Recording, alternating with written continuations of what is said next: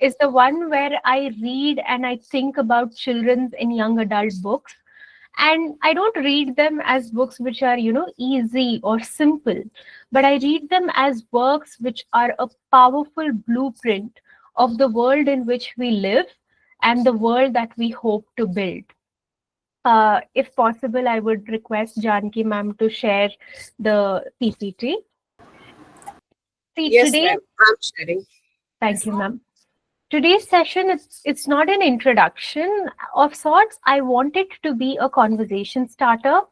I want this webinar to be a window for us, all of us who are joining here today, to explore, the cultural, the political, and the pedagogical significance that children's and young adult literature brings.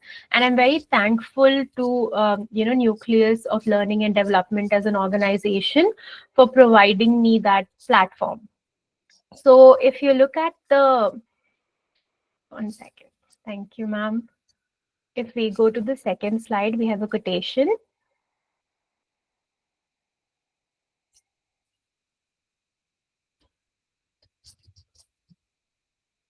Okay.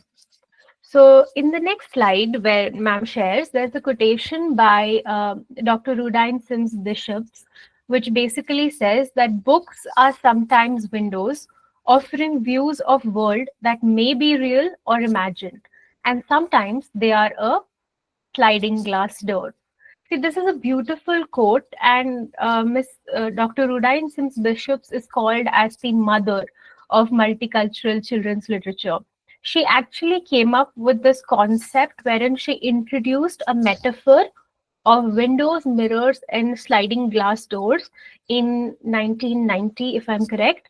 And in that, she explains how young readers, their mind is shaped and their understanding is shaped, the world around them, based on the books that they are reading. So this metaphor is something that I want to explore through this webinar.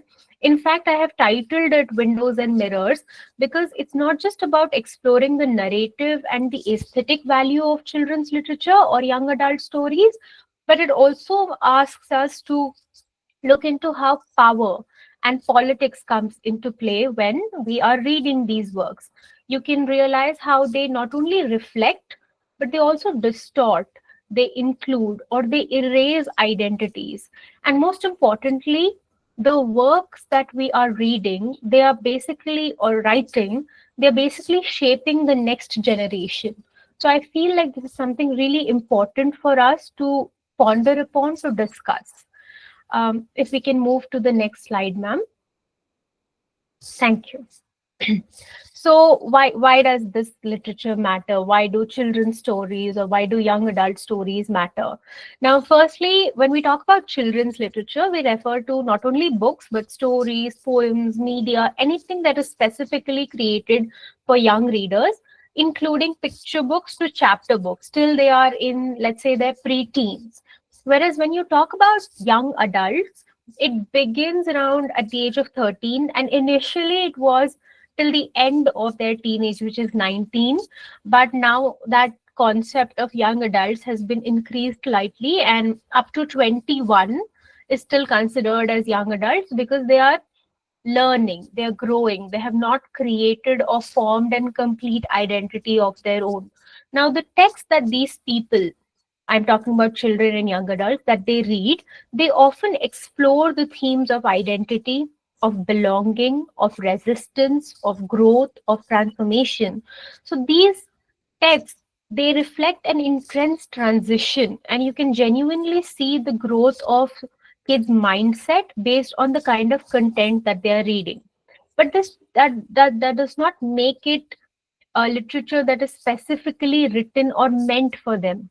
Now, if you look at, for example, any of the movies that come out by Disney or Pixar, they're meant for children, but the majority of the audience that is consuming them is still adults. When we look at iconic texts which have, gained a canonical or cult status, let it be Harry Potter, let it be Percy Jackson, whether it's, the Secret Seven series, Famous Five, whatever, they were meant for children, but they hold a important part in our hearts and minds. So it's a rich cultural space where I believe that ideologies are formed, values are shaped, and identities can be affirmed or maybe questioned. So there are five reasons why we must study this literature. The first one is it builds your formative influence. So since this is the first encounter that a lot of people have with the idea of narrative or values, morals, these texts, they kind of lay the groundwork for your ethical and emotional development. If we look at stories written in the British or the American context, you realize that a lot of children's works are independent in nature. When you read Famous Five or Secret Seven or any of the adventure series, you see children have agency and they have independence. You see them doing things on their own. Whereas when you read literature written for children in Asian context, whether it is Japanese, Korean, Chinese, or Indian, you will realize that it is a lot more rooted in morals, in values, in societal ethics, such as respecting your elders, religious ideologies of prayer, and so on. So, because the foundational content in terms of reading itself is so different, you also realize that the way that these children are growing up in the Asian and the Western concepts or the places are also different in their mindset.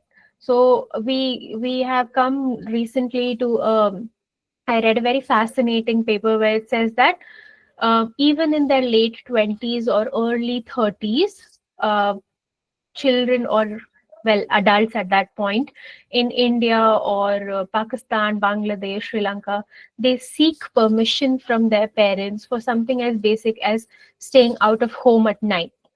You're in your 30s, you're an adult, you probably have a family of your own, and yet you feel the need or necessity to inform your parents that, I'm not going to be coming back.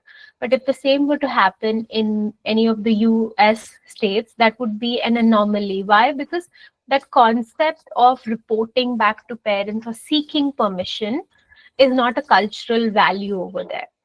The second reason is it's a mirror of society. So has text and impact in how our societal values are different? I believe yes, because they reflect societal norms, they reflect our anxieties, our aspirations. And studying these texts will also help us understand what society wants us to teach or even hide, when it's young. For example, if you look at a lot of uh, young adult literature coming out of America, because that is a major chunk where young adult literature comes from. You look at openness in talking about sexuality, in talking about gender conformity or non-conformity. In Indian texts of young adults, we do not see that, which is why American teens are much more open about talking regarding these concepts, whereas Indian teens perhaps aren't. So it is a reflection, it is a mirror in terms of how society is structured. The third point is as an agent of change. I believe that books have the ability to not only challenge stereotypes and shift perspectives, but they also have the ability to empower young readers to think critically. We had a literature festival in our university a couple of months back, and we had a lot of authors that were invited. And when we encourage our youth to read certain kind of texts, they start questioning, they start thinking for themselves, which is something that is not natural. Surprisingly, it is something that has to be ingrained. So I believe that this kind of literature, at least our selection as educators, as teachers, as researchers, will help us understand and also guide people in the right way of developing their critical thinking abilities. The fourth reason is literature as a tool. And here, when I say a tool, as a political tool, everything from fairy tales to dystopian young adult stories, these texts carry power structures within them. They have them embedded within the narrative. And how are these power structures reflected? They are reflected in the themes that these texts are talking about. It could be as simple as gender, it could be about race. In an Indian context, it could be about the caste system, it could be about the class system, and many more things. So, here we are using these texts as a power tool or a political tool to drive that change, to drive that narrative forward. And one of the last uh, reasons that, in my opinion, matters why we must read is it has pedagogical importance. I think because schools, universities, colleges are a space where you can genuinely make students read, whether it is by choice or by force, whether it is as a please read this as a part of an extra reading, or whether you include it within the syllabus that the students are studying. You're making them read. Once they get out of the educational institutions, once they are no longer the category of children or young adult and they transition into adults, we do not have the power to enforce reading as a habit anymore. It becomes a choice. And when it is a choice, the reading will be based on the personality that this person has developed over the years. If I'm somebody who's into romantic stories, I might pick up a novel here and there, which is preferably in that genre. If I'm somebody who likes comics or anime, I'm going to pick up those kind of works. But while the students or the children are still in colleges, universities, and any educational front that matter, you can use it as a pedagogical tool. You can talk to them, you can tell them that this is not just content, this is a part of your curriculum, and therefore you must read it. And in that enforcing of reading, you can ensure that they are reading about every kind of theme, topic that is relevant, that is needed for them to build an identity of their own. And I think this can open up, if we do that as a concept in our university here. Just this year we are implementing a new theme where we are catering to syllabuses which are designed around sustainable development goals or social skills. And in doing that, we are now going to make sure that the students are aware of how poverty is to be understood, how leadership is to be learned, of course through stories and text, but at the same time you're teaching them skills that are required for them later on in life. So I feel like for educators and researchers, these selection of texts can um, lead to opening up conversations on various themes such as inclusivity, identity, justice, and so on. So I don't believe that this literature should be taken as something which is simple or easy. I think this should be considered as stories that can contribute to development in terms of language, in terms of emotional intelligence, in terms of critical thinking, and most importantly, identity formation. Reason being, this is the period in their life where their identities are being created and confirmed upon. Ma'am, if we could move to the next slide. Thank you. Now, as I mentioned in the quote previously, Windows, Mirrors, and Sliding Glass Door by Rudine Sims Bishop. It is a framework which is used to study children's and young adult literature. When we use this example, windows are referring to texts which offer a view into somebody else's experience, because through a window you can see into spaces that you're not a part of. It is an external perspective. So, for example, any Indian child or adult who is reading a text which is written in an American or a British or an Australian or whatever context, we have to read from the window perspective. Reason, the relatability is not complete. For example, I have loved reading Harry Potter as a child growing up. But that identity, that concept of having Christmas, Thanksgiving, Halloween, the kind of lifestyle that is shown is not relatable as an Indian. Therefore, I'm reading from the window perspective. When we talk about what it is to read as a mirror is a reflection of our own culture and identity, something that is relatable, something that you resonate with. So, earlier there was this point of consideration that when you look at young Indian children's literature, there's not a lot of it, but it has been growing in terms of both content and themes recently in the last decade or so. Previously, most of the text used to be very, very moralistic, idealistic, and religious in nature. Now there is a little bit more openness, and you can't say technically what authors are specifically there. There are a lot. I know a lot of people believe Sudhamurti's works are specifically meant for children. Yes, they are, but young adults not so much.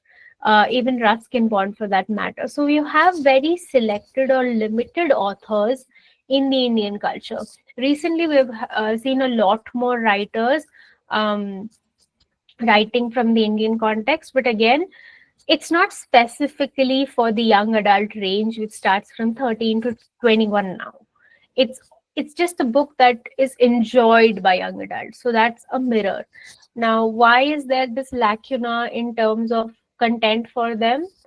I don't know. Perhaps it's a space that is yet to be filled. Perhaps there are a lot of authors which you're not aware of, but they can be made popular because Amish Tripaঠি's works or Chetan Bhagat's works, these are enjoyed by the young adult category. However, they're not specifically written for them. So when we write something specifically, that becomes a mirror writing. So that's a space through which we can read writing in the mirror context. And the last one in part of the framework is the sliding glass door. So the sliding glass door concept, it basically allows you to step into a complete another world entirely, a completely different experience. In the children and young adult category, this genre or I'm sorry, this theme, sliding glass door, can be applied to fictional writings, dystopian writings. There's a lot of when I say literature here, please understand that I'm also talking about multimodal literature. So it's not specifically just books. It can be webtoons, it can be comic strips, it can be shows that are being written for OTT platforms like Netflix or Prime. And when you look at those, because now there is this concept of having novels or shows being adapted into each other. A very popular example for that is this novel series called Heartstopper or Heartbreaker, which was adapted by Netflix. And there are other examples. For example, one of the most popular shows that is quite enjoyed by young adults across the world is a show called The Vampire Diaries. Initially, it wasn't written, but later the series preceded the novels. So whatever happened in the series was transformed into a novel format. So that also becomes a sliding glass door concept, wherein you are stepping into a completely different world entirely, and most of the time it is fictional in nature, therefore not being a part of window or mirror, because there's no reflection or there's no looking at it from your own perspective. There is a complete imaginative concept being introduced here. Now, why is this framework important in studying literature, especially children and young adult? Very simply because it talks about representation and it talks about the lack of representation. It shapes how children see themselves. It also shapes how children see others. If a child grows up seeing only reflection of themselves, they grow up with a lack of awareness or empathy for other people, which are different from them. On the other hand, if a child never sees themselves in a book, never finds something that they can um, reflect with, they internalize the idea that them, their culture, their family, their identity does not matter. This has been specially done through Disney as a medium. For a very long period of time, Disney had a very specific way of casting actors, even in animation format. But later on, in the early 2000s, they started experimenting and they started doing different kinds of princesses. So when you had Miranda as a princess for the first time, and they saw a princess with really wild orange hair and, a very uh, unpleasant manner of eating and so on, there were more people who related. When Moana came out as a movie, people of color were so surprisingly touched that, oh, there is somebody that is reflecting of me. So that becomes a very important reason why this framework is to be included when you are analyzing, studying, and reading. Okay, we can move on to the next slide, ma'am. Okay, now with continuation of the what I was speaking before, with representation and erasure in terms of dominant narratives, what happens is representation is not just about inclusion, it's about a lot of other things as well.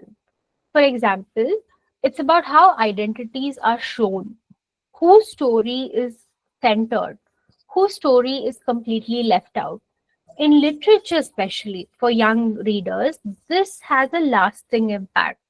When you talk about representation, I mean representation in an accurate, in a nuanced, in a respectful manner. It can be in any category. It can be about race, it can be about gender, it can be about caste, religion, disability, sexuality, anything. I'll give you a very random example, but perhaps it will help you follow through.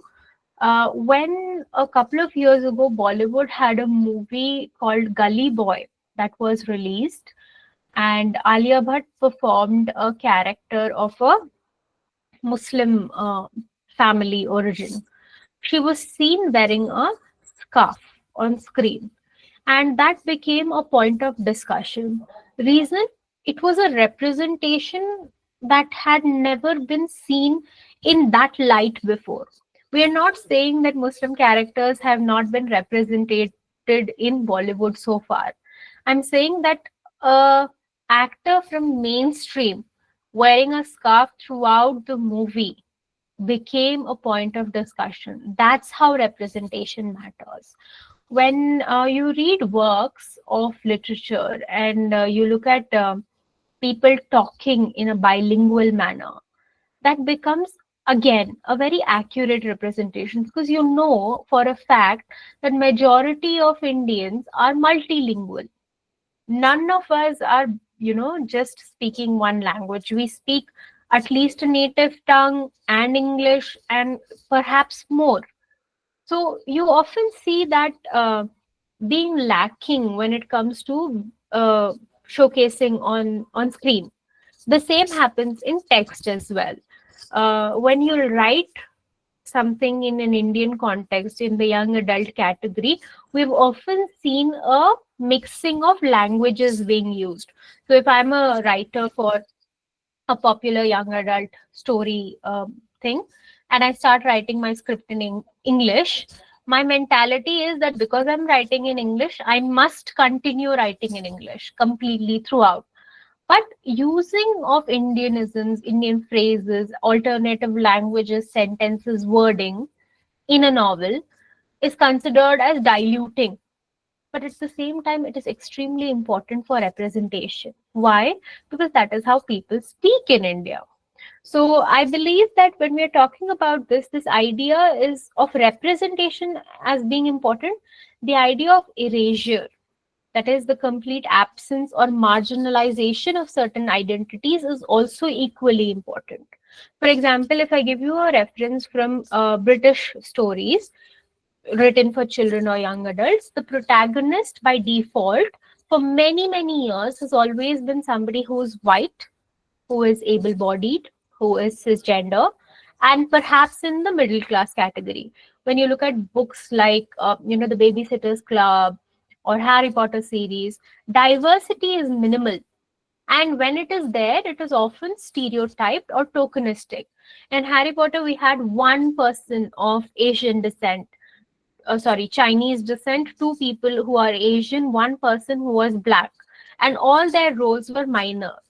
When you look at characters of color which are included, for example, there is a character called Rue in Hunger Games. Her casting received a lot of backlash when the film was being adapted from the text. Reason being, whiteness is normalized, and having somebody from a different caste, skin color, became a problem for the casting of that particular film. Whereas when you come to the Indian context and you look at children's literature in India, which is written in English, you will see that the stories are primarily dominated by urban class, upper caste, Hindu, English speaking children, which is not always the case. As you and I are all living in India, we know that that's not the reality. But you will look at a misrepresentation or almost erasure of regional, tribal, other kind of stories that are like very rarely included, not only in mainstream writing, but also in terms of reading.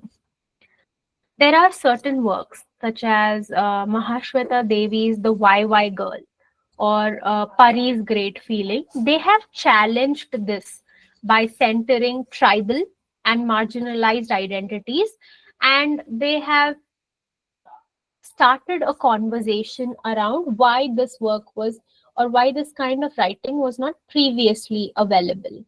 Now, caste, when it comes to India, is a special theme, I would like to say, which is never directly addressed. It is addressed. I'm not saying it is not when it comes to children or young adult stories, but it is never directly addressed. It is addressed through metaphors, through images, through references, but not directly. I don't think that is a good idea, because I think if you want to make people aware, you want them to be socially responsible, you want them to think for themselves, you first need to be very clear about what are we talking on, how do we think about it. And for that, this misrepresentation is not good enough. It has to be clear. So this is where you see that literature also has politics at play. Who gets to be seen, who gets to be heard, what is human, what isn't, is decided in these kind of stories. And if we don't examine, children's literature or young adult literature with a critical eye, if we just read it as a story, we run the risk of reproducing and enforcing these structural inequalities rather than talking about them or dismantling them. So that's why this is very important to be studied. Can we move on to the next slide, ma'am? Okay, now how do we do that? How do we talk about it? How do we challenge these norms? We can do it. It is being done. How? Let me just give you a couple of examples to get in line with how this is being made possible in the recent couple of years. So while mainstream literature is often written in a manner that still reinforces dominant narratives, there are a lot of powerful examples in both children's and young adult literature that is disrupting these norms, that's questioning authority, that is making a space for difference. So the first two examples that I have given here, George by Alex Gino and The Hate You Give by Angie Thomas. These are from American literature. George is a story where gender norms are being challenged because the central character is a trans child who wants to play the role of Charlotte in Charlotte's Web. And it visibly brings the trans experience into highlight.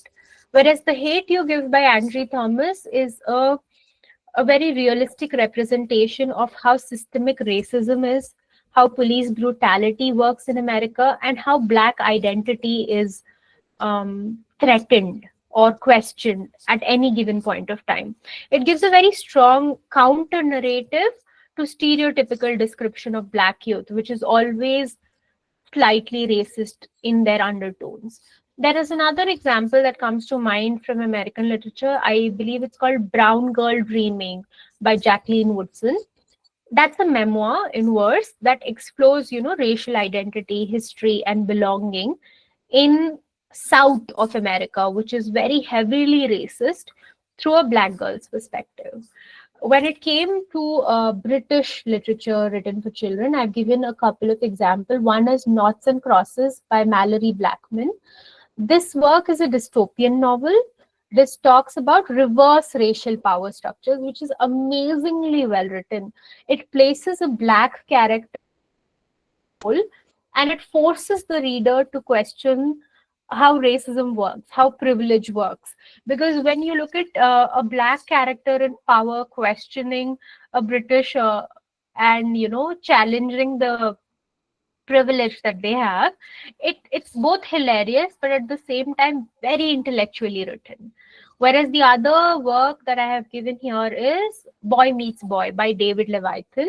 This is widely read in UK. It's become quite popular recently. This is a story set in a very queer friendly utopia where sexuality is normalized and it's not punished. So it's something that becomes quite a comical read because it kind of disrupts the tragic queer narrative.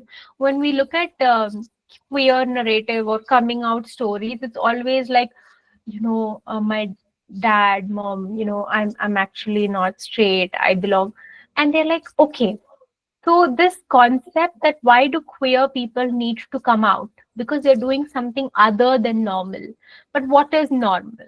So that is very beautifully challenged in, questioned in Boy Meets Boy. Another example from a British perspective will be a book called A Kind of Spark by L. McNall. I'm forgetting the name of the author. I'm sure it's L something. Sorry, I will let you know if it recalls. So this is a story where the protagonist is autistic, and they are campaigning to honor women who have been persecuted as witches, and it challenges neurotypical narratives that kind of talk about disability. So because we have this mentality, oh, somebody is autistic or someone's blind or someone's um, disabled physically in some manner, our default way of thinking is to feel pity. But that story, A Kind of Spark, actually questions that. It says, why must you feel pity? It's not like there's something wrong with that. Normal people have way more things going on for them. And the last two examples, The YY Girl by Mahashweta Devi and Suma Story by Soumya Rajendran, these are examples from Indian literature written for children. So YY Girl basically centers a tribal girl who questions everything. She questions her teachers, why do you treat people in this way? Why are boys allowed to do this? Why are girls not allowed to do this? She questions caste hierarchies, like why must I be seated behind? Why are they allowed to sit in the front? And she questions school systems.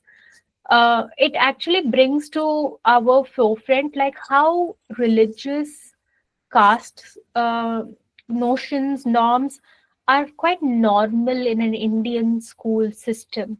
And it's a very bold affirmation because it talks from, a perspective of resistance from somebody who belongs to a Dalit or a tribal community. And they are saying that, you've been doing this for many, many years and people have not questioned it. But that does not mean that what you're doing is right. And to hear such things come from a young child's voice makes others kind of question, yeah, why do we do this? The other story, which is Suma's story, this is from a series actually. It is a series called the Gender series, and it explores gender nonconformity and it explores social perception through a child's lens, because it encourages you to ask question about gender roles. Why are certain jobs suitable? A very default question for this is, teaching as a career is often attributed towards women. Question is why. So there's a very beautiful scene, wherein it's like a plumber is called for something, and a girl comes in to fix the pipes, and everyone's like, are you sure you know how to do this? I believe there's also an advertisement which came out a couple of years ago on the same story. So it's a very nice story written in a light manner, but it questions, this concept. There's another story called No Touch by Shreya Sen, I believe. And this is written for a little bit older readers, because it talks about a little heavy topics like sexual abuse, boundaries, autonomy over body. And it's a rare topic in Indian young adult literature, because surprisingly, abuse is quite common, whether it is physical, mental, or emotional. But people are not speaking about it. So, No Touch by Shreya Sen actually very beautifully asks readers, students, whoever is reading it, to question whether what happened to me, whether how I am being treated, whether how I'm being spoken to is okay. Do I need to seek help? Am I on the wrong path? Is something wrong in the way that I am being normalized? So those questions, these texts that I have just given a list of here, and the others that I have mentioned, all of them have challenged these norms in the way that these stories are written. And when we as educators or researchers read these, we cannot help but understand as well as question what else is wrong in children's literature, in young adult literature. What can we change? Can we please move on to the next slide, ma'am? Okay, so there are a lot of issues of both power and politics in children's and young adult literature. And I have just mentioned a couple of them because I believe that these stories are not just innocent storytelling, they're deeply political in nature. For example, in publishing, what is gatekept? Who are publishers? What kind of stories are universal? What is marketable? For many years in Western publishing, it has always been white protagonist, straight, and so on. In Indian publishing, it has been a kind of story which is perhaps upper caste, urban, and so on. So those kind of things, what is allowed for publishing, what isn't, that's an issue. The second is how we rewrite power structures in stories. For example, as I told you just in the last slide, why girl, when this girl is questioning her teachers, that's not normal, because we are in this Indian system of education wherein the teacher is right, they are the adult, they deserve respect, and so on. Is it okay to do that? Is it okay to question them? Is it okay to, go against authority in that manner? So that is another thing that you can look into. The third is politics of language and setting. So in Indian stories written for young adults, surprisingly, they're always set in urban India and mostly the North Indian or the metro states. And it's not like other cities do not have young adults who are living and exploring life, right? Why has that become a standardized way of writing? It also is people speaking perfect English, people dressed in a certain manner, which is not very Indian. You know, why is that necessary? Like, if you have a young adult character in an Indian story, they always wear a jeans or a top. They do not wear a kurti. They wear it for occasion. So why are young adult Indians being moved away from their Indianness? That's also something that we can question. And in terms of language, like the subversive power and the way that readers are there. For example, questioning, interpreting, forming ideas, talking about social consciousness. These things give young adults tools to imagine. So those are also things that can be explored. The last 2 points, that is censorship and curriculum bias. So in terms of censorship, we as adults have often decided what is allowed, what is sensitive, what can be read, what can be discussed. I perhaps this is a simple but hilarious example. When I am told, even today, when sex education as a chapter is taught in biology, it is skipped over because people are not comfortable talking about it. But you are an educator, you're a teacher, it's your job to do that. And even in terms of actual sex education, if and when certain institutions do provide it, it's always done separately. Separate for girl students, separate for guy students. I don't think that is necessary. Why do you have that kind of censorship in schools and in colleges and institutions? About curriculum bias, it's about still enforcing Western British texts, still centering around, post-colonial, colonial literature, still being very gendered in the kind of stories that are being shared. So those are a couple of issues that we can explore. Um, can we move on to the next slide, ma'am?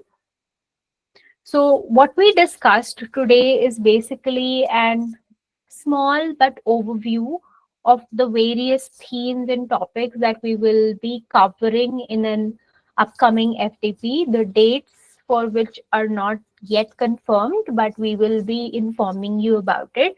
So as I went over a lot of different things that we are talking about when it comes within the space of children and young adult literature, the FTP is designed in a manner that we can explore these themes in a much more detailed manner.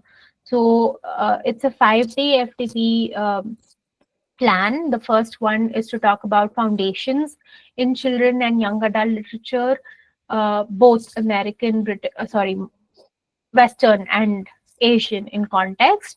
The second is to talk and discuss about how diversity and identity and inclusion are a part. Who is included, who is not, why, and so on.